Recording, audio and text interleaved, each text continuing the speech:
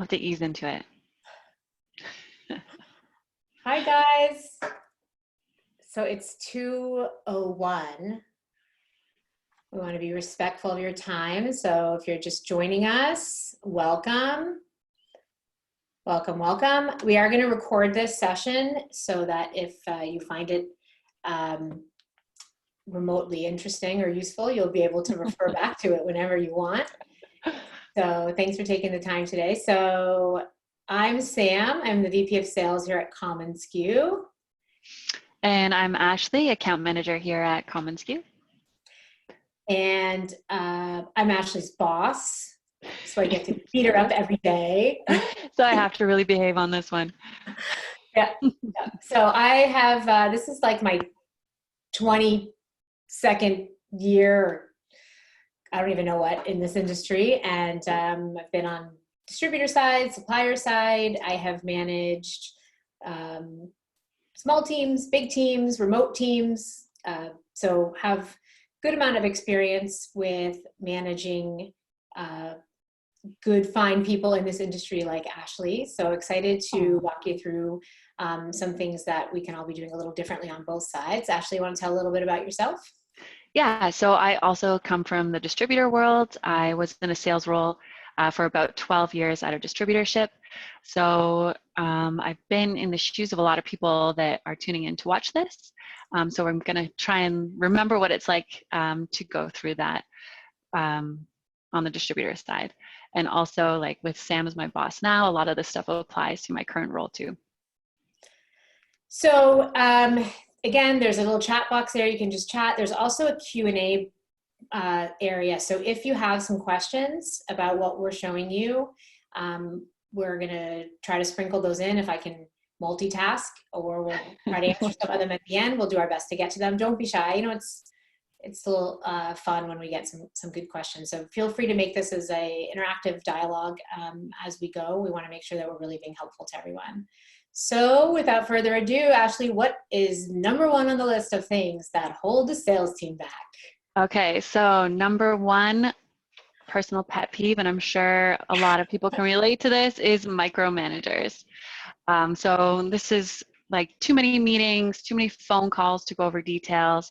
And then as a salesperson, having to keep a tally of everything that I'm working on, it can just take up a lot of time.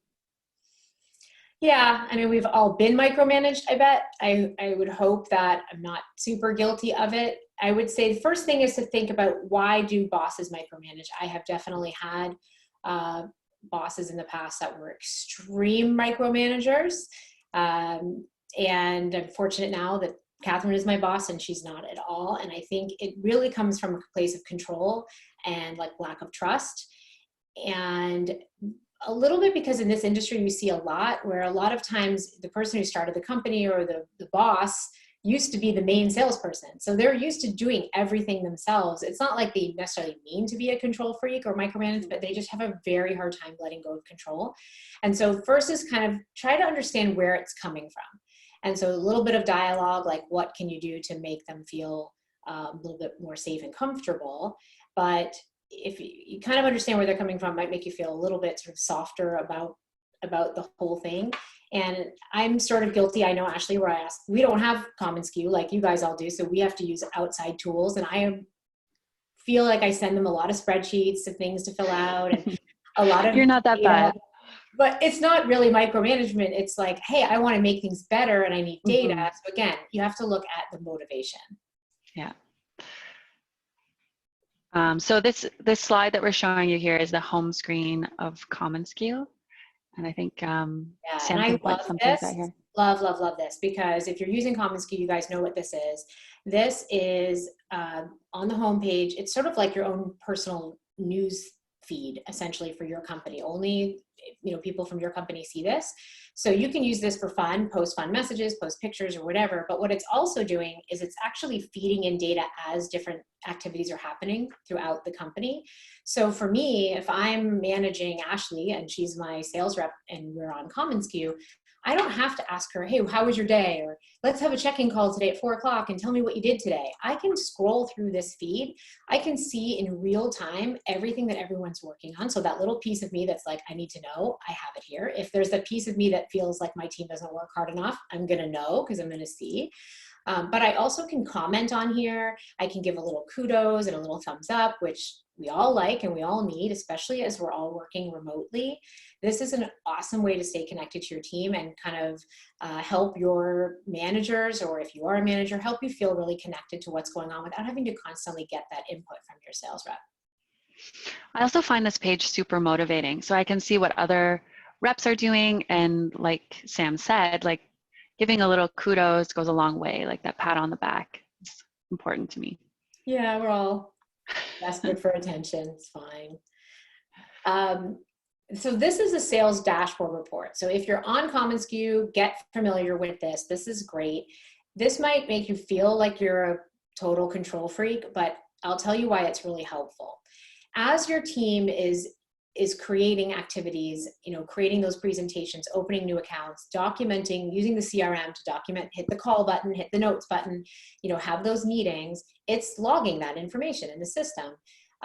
It's really good for them. So as a sales rep, if they use those tools, they're going to have those, those fields that are always changing. They're going to be in touch with their clients. They're going to be keeping things moving. So it's really good for them to know when was the last call they made. And then for you as a manager, you want to be able to get a feel for how busy are they, what have they done for this week or this month, and coach from that, right? So if you're not seeing enough opportunities be created, but because you see 3 calls that are happening, you have a pretty clear understanding of what's going wrong or what's going right. So most sales reps have their heart in the right place, right? They want to do the right things and they kind of rely on you to help them. So one, by your sales team using the CRM properly, it's going to give you the data you need as the boss or the owner to see what they're doing and you won't have to bother them so much. And 2, it's going to allow you to coach them better so that they're working through the right activities. As a salesperson too, I really love this screen because I can see the payoff of what I'm doing and I can see this isn't very realistic. It'd be pretty amazing if I got all of these opportunities with no meetings and 3 phone calls. But I can quickly see what I've been working on too and pull it up. So now we don't have to micromanage you anymore. Oh, yay. Next thing. Number 2, not spending enough time actually selling. So Sam gave me this stat of 30%, which I think is accurate in our industry, that we spend 30% of the time actually selling. What do you guys think? Feel free to write in. I mean, this is a hard stat to swallow. And I'm Ashley's sales manager, but I'm in sales. Probably a bunch of you on this call today. I was the one that did your demos or helped bring you on. So I'm in there with her on this. And if I had to be truthfully honest, true selling time, it's probably fair. And so any little improvement you can make on this will have a significant difference in your results. So where does that time go then for a distributor, Ashley? What happens?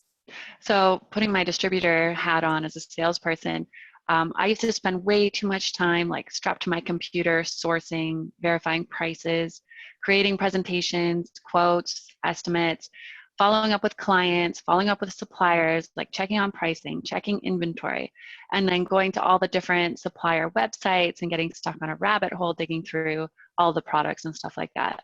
So that was a huge time-consuming task, all the admin work that goes along with it.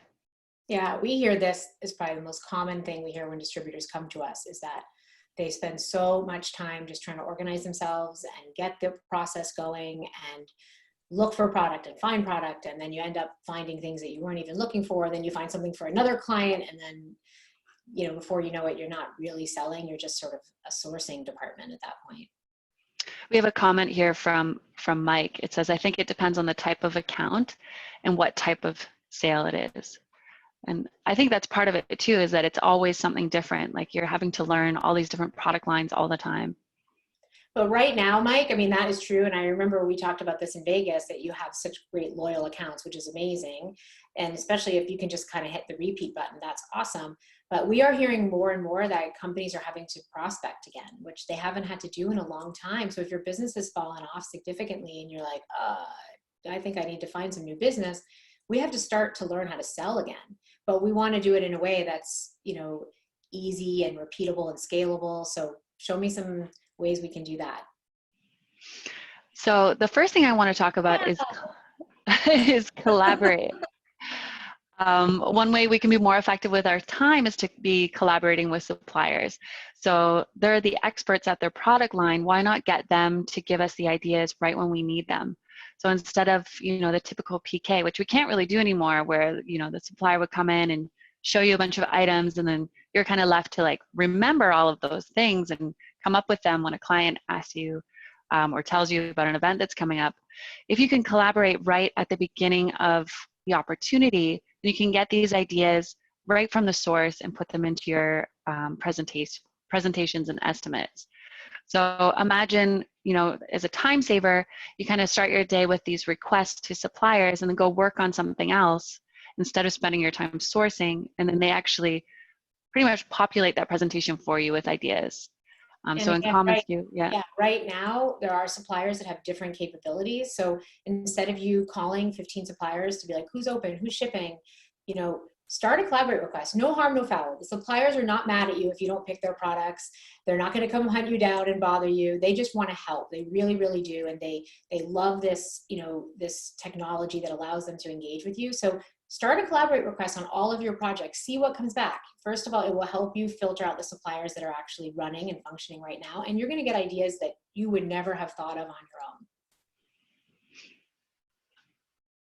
Oh, Winston just asked, what is the percentage that should be allocated for a sales manager? So too much time dedicated to organizing farming versus hunting. What's the percentage that should be allocated for a sales manager? So Winston, do you mean what's the percentage of time, if you are a sales manager, that you should be spending sort of managing and selling yourself? I think. And I was on a webinar myself about this about a month ago. And I think you want to look at, what's your potential and also how big is your team. So we have a sales team, and right now we have some new people. I'm spending a good amount of my time training and shadowing calls and developing some strategies for them. And I could be using that time selling. So you have to find that right balance.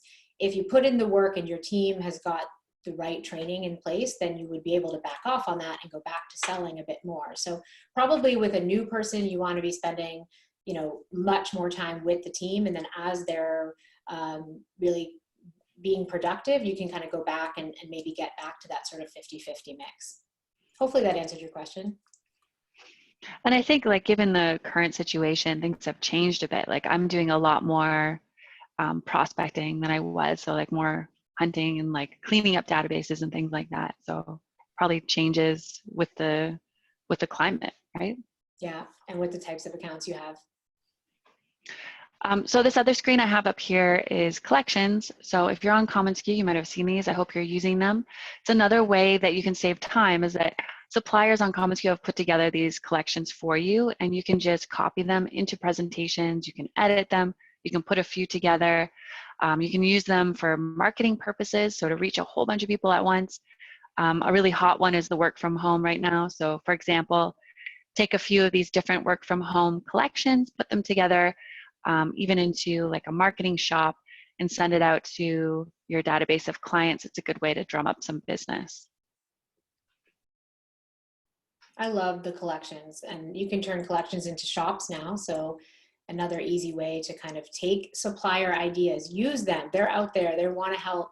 Take their ideas, turn them into these projects, turn those into presentations or shops, and you have done very little effort yourself to make that happen. We're all about being lazy here. It's not lazy, it's efficient. That's right, that's right. Which brings me to stop duplicating the work. So share with your team. If you see like somebody's, that's why I love the home screen when I was a distributor, is that I could see when one of my colleagues was doing a presentation that might be relevant to something that I'm working on. Like Joe has done a presentation for the spring marathon. Maybe I have something and I want to see what he showed. I can actually copy that to another client. So following your home screen to leverage what other reps are doing, sharing presentations with your team. Sam and I were talking about this the other day, how you can like create some really great presentations that with different categories of products, and then save them under your own company name so that you can just have this database of presentations that are ready to go. You can just copy to another client, and maybe add in a few different things, but just not duplicating the work.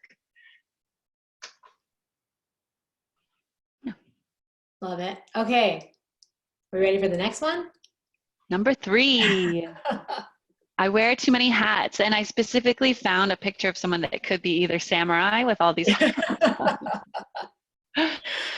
So I hear this time and time again in our industry that people wear a lot of hats, and I think that's a really good thing. But some things that hold me back from reaching my sales goal is not saying no to certain things. So like really staying on target with the things that we're doing. You haven't learned this one even yet. I know. One of our new sales reps was doing a demo today, and I was going to shadow her, and things got a little bit crazy. She was checking to make sure I was available. And before I could say I was available, Ashley goes, "I'm free if you need some help." And I was thinking, down, Ashley, you need to go back to work. She's okay. Because Ashley's a good-natured person, and most of us, except for maybe me, are, generally speaking, we want to be helpful. And so learning how to say no is really powerful.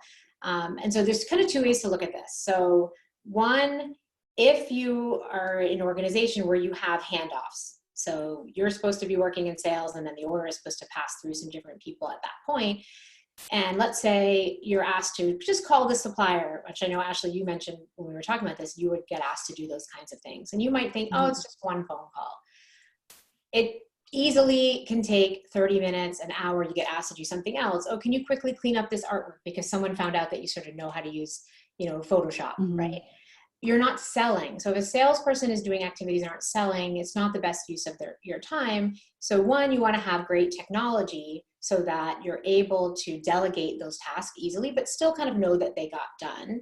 And so we have some ways within commonsku that you can make sure you're delegating those tasks. It might seem quicker and easier for you to do it yourself, but it never is in the long run. So 2 ways to look at it. One, if you are doing handoffs and relying on others in your organization, Ashley's going to show you some ways to make sure that you check those boxes, and then we'll come back and talk about what happens if you don't have those people on your team. Yeah, so just using tasks and tagging, so creating tasks, and then also doing a follow-up task so you remember to follow up on it is one way to stay really organized. And then you don't have to constantly be like sticking post-it notes around and reminding yourself, but also being able to tag someone. So with that like artwork example that Sam said, I was really guilty of always like being the person on the team that had Illustrator and Photoshop. So everyone would send me their artwork and be like, can you just fix this? Or can you just do this little thing? And because it was easy for me to do, I would just do it, but it took up so much time. So imagine being able to tag them. And Sam was going to talk about this a little bit more, but let's say you don't have all those people to hand these things off to. At least if I was tagged instead of like called constantly to do it or emailed constantly, then I could save those tasks for a time that maybe wasn't so great to be on the phone or like the end of the day, and then just do them all in one batch. So just being more organized with my time.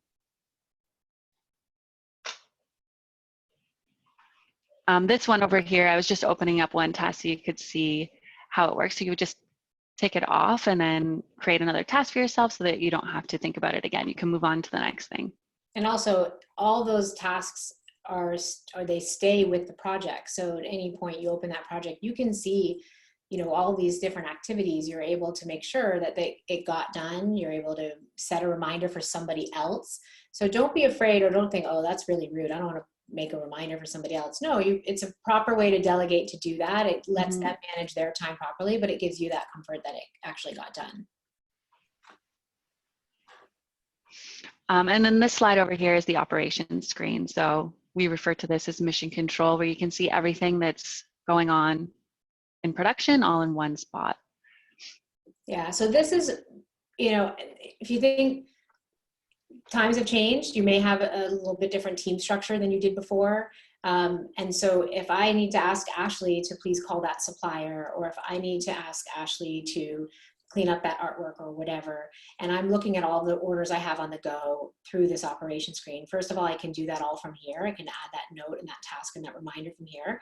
You can also sort. So let's say she's going to call, Alpha Broder. She can just look at Alpha Broder, and instead of just calling them on this one order and then an hour later being asked to call again, let's just let's just look at everything we have with them right now and make sure that we're moving those forward. But I would say bigger picture, if your teams have changed, or you've always had kind of the type of organization where your salespeople have taken that order all the way through, let's think about how you start. So how do you leverage promo standards, for instance? So the next slide, we can talk a little bit about this. And if you're not utilizing promo standards yet, we really encourage you to, because if you're going to place an order with a promo standard supplier, your work is going to be so much easier on the other side. So you're not having to make all those phone calls. You're not having to dig around and wait on hold and all of that. So especially now when you may not have as big of a team as you will have again, and you're having to wear those hats. I can't always promise you that you will be able to only wear one hat,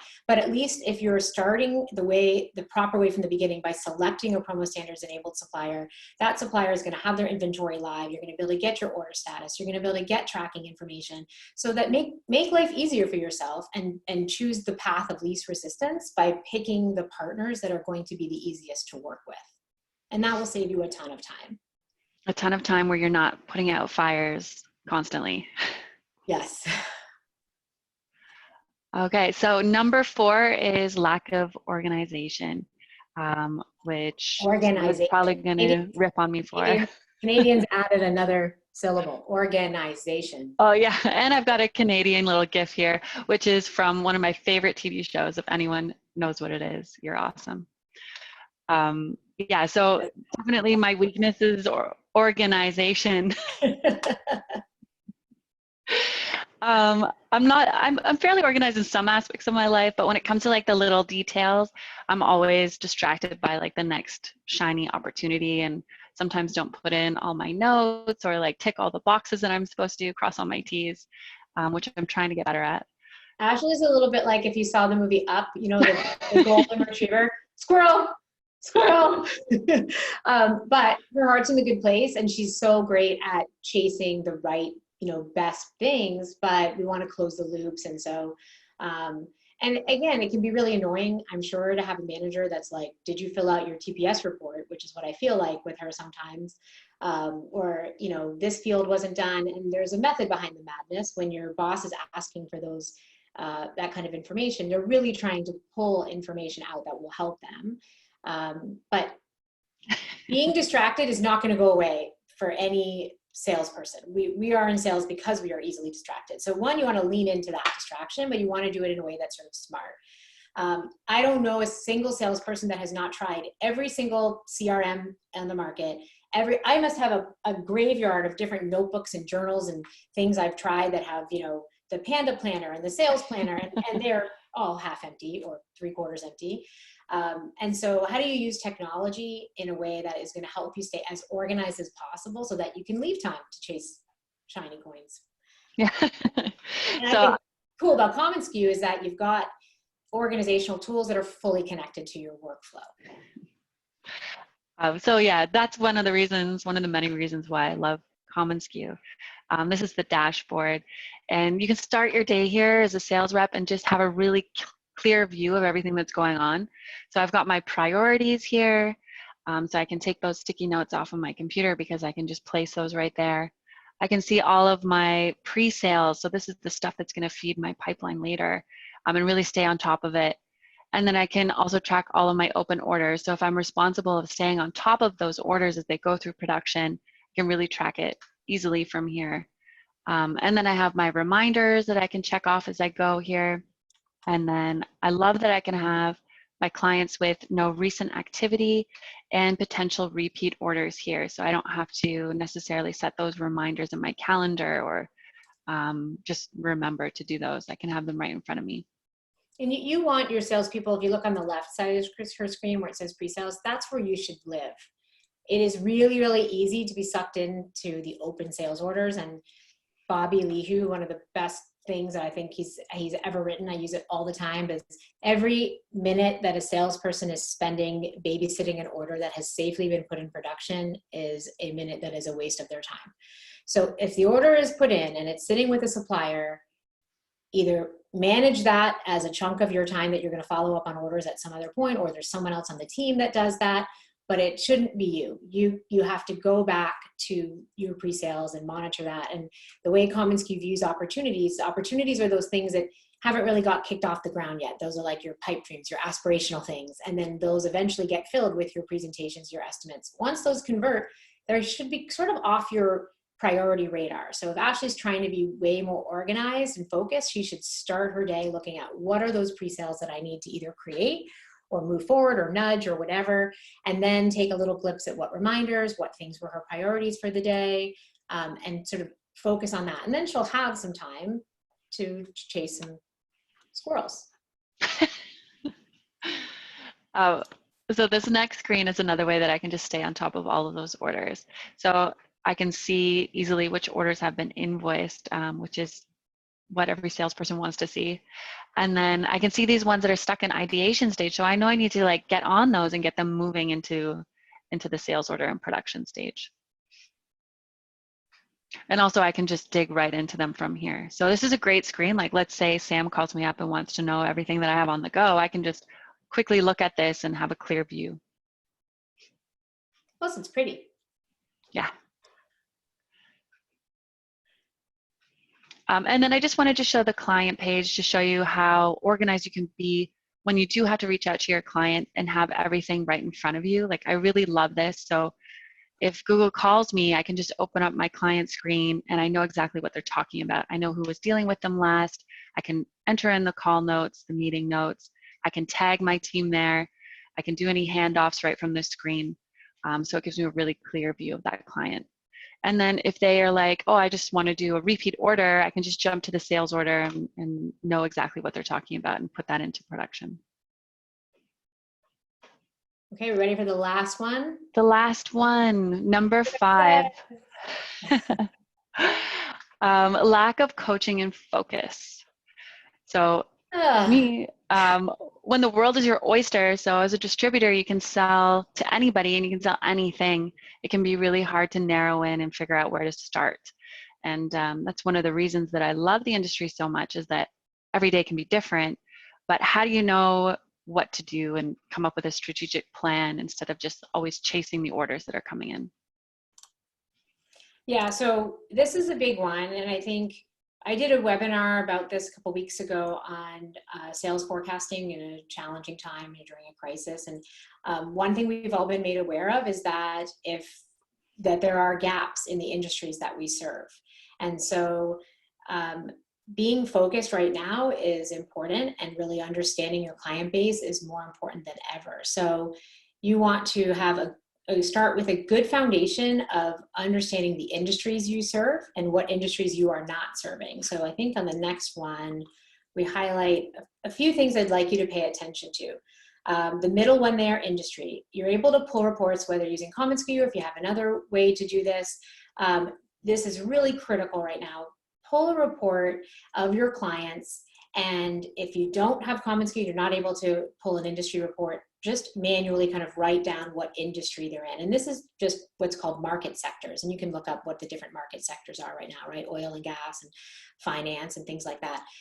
Are you too heavy on one versus the other? Do you have a good broad representation of the main market sectors? So right now there are winners, there are losers. You want to be focused on those winners. And you also want to be ready for those losing sectors who are going to rebound. So one, you want to understand that. That will help to give you some big picture focus of, oh boy, I'm really kind of empty on the growth sectors right now. So now I kind of know who I need to focus on. Second thing is status. So if you're using commonsku, you can create your own custom statuses. I love this. This is how you can bucket your clients. So you might want to create like prospect, loyal client, it might be maybe like a medical prospect right now if you're selling, protective gear.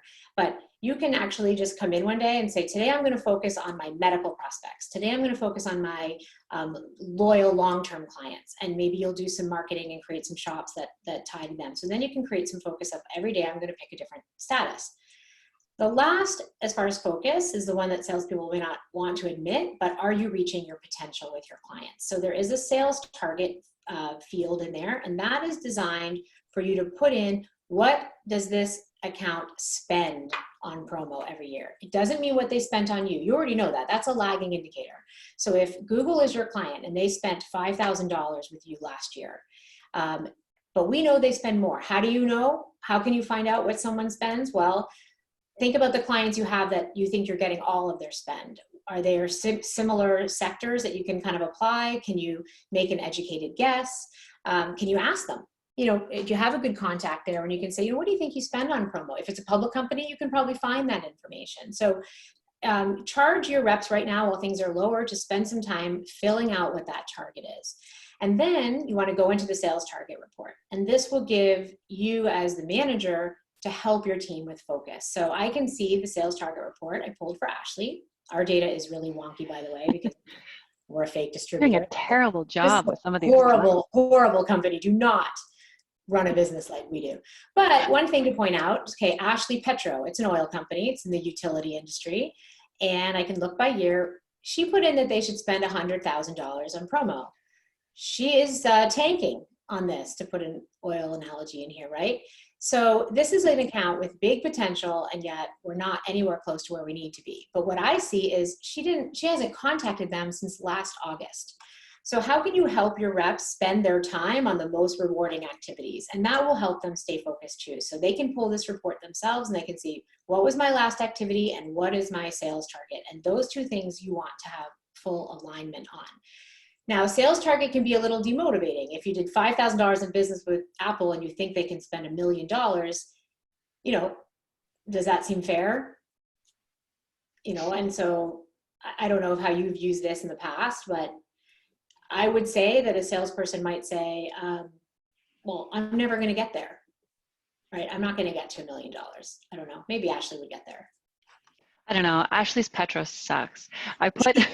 We predicted they would do 100,000, but are they going to do the 100,000 with me? That's the question. Right. And so I want to manage her in a way that I think is reasonable. You want your sales team to have goals. You want them to be able to reach their goals, but you want to get them there in a reasonable way. So different than the sales target report, you want to also use the forecasting. So if you're using commonsku, there's a great forecasting tool in here. As a manager, you can come in by rep. You can hit the action button and you can create a month-by-month sales forecast for each of your reps. This is where you want to get kind of real. If Google spent $5,000 or Ashley Petrol, you know, spent $384 in 2019, hey, Ashley, do you think we could get that to $1,500 this year? Do you think we could get it to $3,000? Maybe not this year.